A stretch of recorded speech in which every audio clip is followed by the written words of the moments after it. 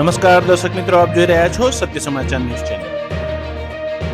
અયોધ્યા રામ મંદિરની પ્રાણ પ્રતિષ્ઠા પહેલા તમિલનાડુમાં લાઈવ ટેલિકાસ્ટ રોકવામાં આવ્યો.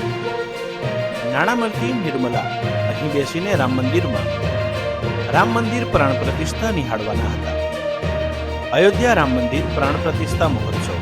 બોલિવૂડના અનેક દિગ્ગજો જોડાયા કાર્યક્રમમાં. અમિતાભ, કંગના, સચિન તેંડુલકર સૌ કોઈ રામ ભક્તિમાં લીન.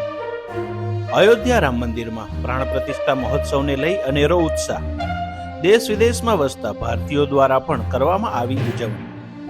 કલશ યાત્રા કાઢી અખંડ રામાયણના પાઠ કરવામાં આવ્યા. અયોધ્યામાં શ્રી રામ જન્મભૂમિમાં પ્રાણ પ્રતિષ્ઠા સમારોહ પછી પીએમનું સંબોધન. સદીઓની રાહ જોયા બાદ આજે આપણા રામ આવ્યા છે, પીએમ મોદી.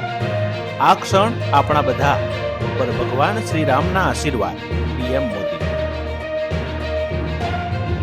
રામના ચરણોમાં પડી ગયા પીએમ મોદી. દંડવત કરી કર્યા દર્શન.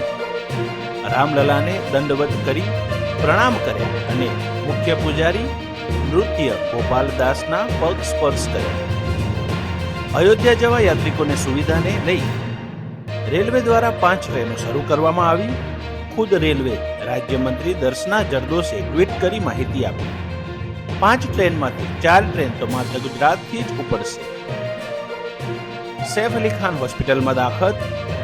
ઘૂંટણ અને ખભામાં ફ્રેક્ચર થયાની માહિતી.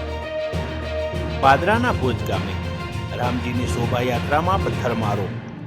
2 જૂથ વચ્ચે બબાલ બાદ રામયાત્રા પર પથ્થરમારો. કેટલાક લોકો પથ્થરમારામાં થયા ઇજાગ્રસ્ત.